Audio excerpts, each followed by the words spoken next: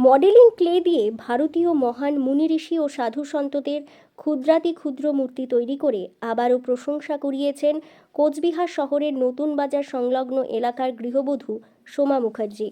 তার নিখুঁত শিল্পকর্ম ইতিমধ্যেই সামাজিক মাধ্যমে ব্যাপক সাড়া ফেলেছে। সোমা মুখার্জি জানান, ছোটবেলায় ক্লাস 3তে পড়ার সময় বন্ধুদের জন্মদিনে উপহার দেওয়ার জন্য বাবার কাছে কিছু চাইলে বাবা বলেছিলেন, নিজের হাতে তৈরি উপহারই সবচেয়ে মূল্যবান। সেই অনুপ্রেরণাতেই মাটি, মোম, কাগজ ও কাপড় দিয়ে ছোট ছোট মূর্তি তৈরি করে উপহার দেওয়ার অভ্যাস গড়ে ওঠে। সেই আনন্দ আজও তিনি ধরে রেখেছেন।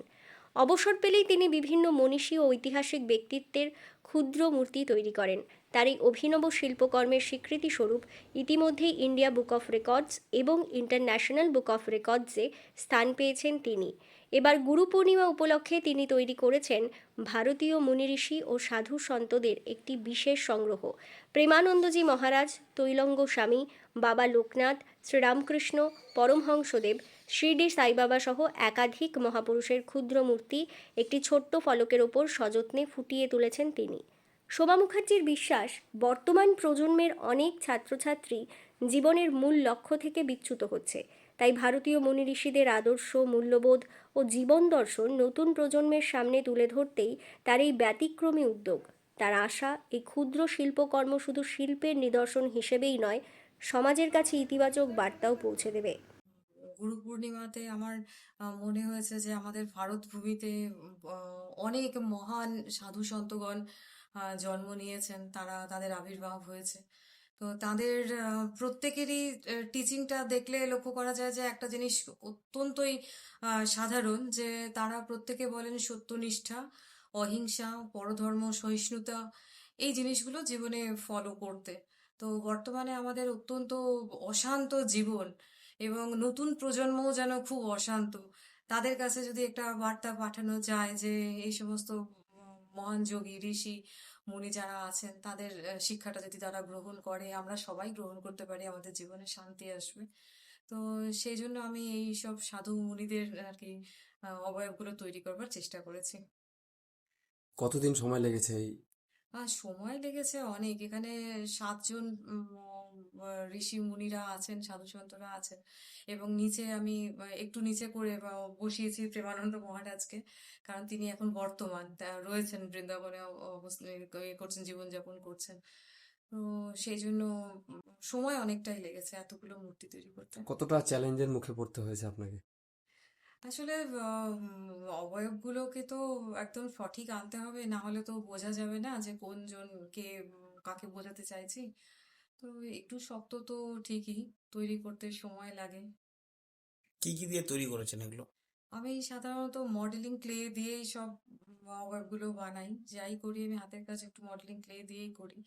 আর তাছাড়া এমনি কাপড়, সুতো, জল রং, এসব রয়েছে, মানে নানা রকমের তার, টিন, এসব লাগে। প্রেমানন্দ মহারাজ ছাড়াও তো আরো মূর্তি আছে, বাকিগুলো কিসের কিসের রয়েছে? আচ্ছা, বাকি যারা রয়েছেন অতি প্রাচীন কিছু সাধু আছেন, যেমন ত্রৈলঙ্গ স্বামী আছেন, তারপরে আছেন আমাদের দেবরাহ বাবা, নীলকরলি বাবা, লোকনাথ বাবা, আছেন শিরডির সাই, শ্রীরামকৃষ্ণ পরমহংসদেব রয়েছেন।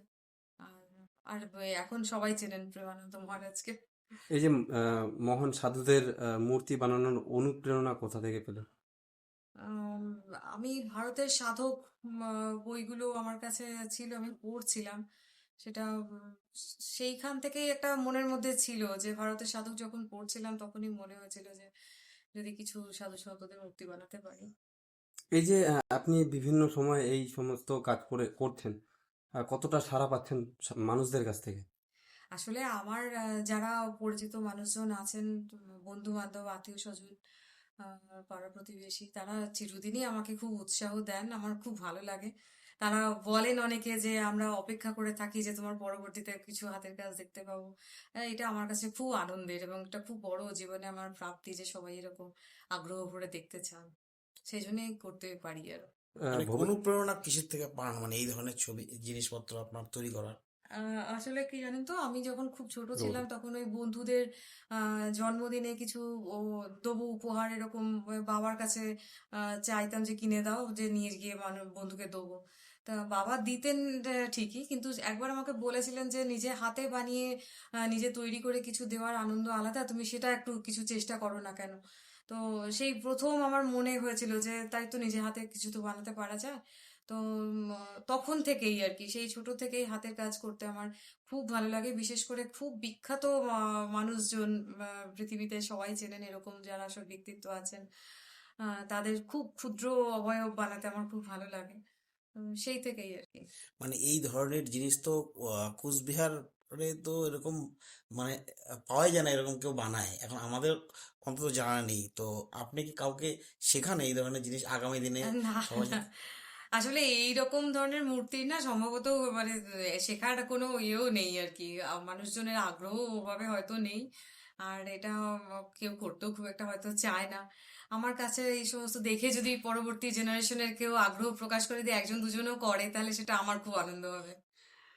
মানে এই যে চিন্তাধারা, আপনি ছোট ছোট ক্ষুদ্র ক্ষুদ্র জিনিস বানাচ্ছেন, কেন এই মানে কেনই বানাচ্ছেন এই? আমার না খুব আনন্দ হয় যখন আমি দেখি যে অত্যন্ত ক্ষুদ্র অবয়বে সেই মানুষটি যাকে আমি চিন্তা করে বানাবার চেষ্টা করছি, আমার হাতের মধ্যে তখন ধরা দিলেন আর কি, সেটা আমার খুব আনন্দ হয়। যেমন অমিতাভ বচ্চনের মূর্তি, তারপরে মহাত্মা গান্ধীর মূর্তি, নেতাজি মূর্তি, এরকম আমি অনেক বানিয়েছি। সম্প্রতি বানিয়েছি রবীন্দ্রনাথ ঠাকুরের মূর্তি।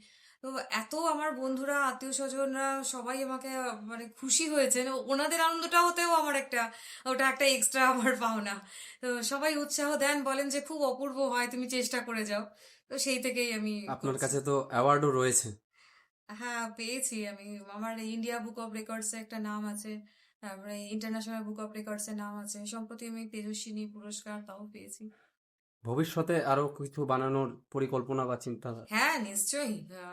যতদিন আমি জীবিত থাকবো আমি চেষ্টা চালিয়ে যাব।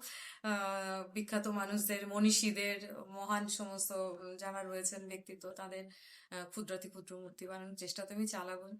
আর তাছাড়া দুর্গা প্রতিমাও করি। আগামী দুর্গাপুজো আসছে, তখনও চেষ্টা করছি খুব ক্ষুদ্র কিছুতে দুর্গা প্রতিমা তৈরি করি।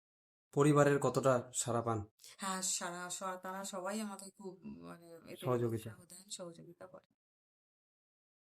আপনার নামটা যদি বলতেন। আমার নাম সোমা মুখার্জি। বাড়ি কে কে আছে বাড়িতে? আমার এখানে কোচবিহারের বাড়িতে এখন আমার স্বামী আছেন এবং আমার ছেলে, সে এখন এগ্রিকালচার পড়ছে, MSc.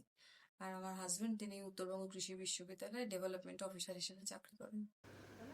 Bureau news, ABN 24/7, Cooch Behar.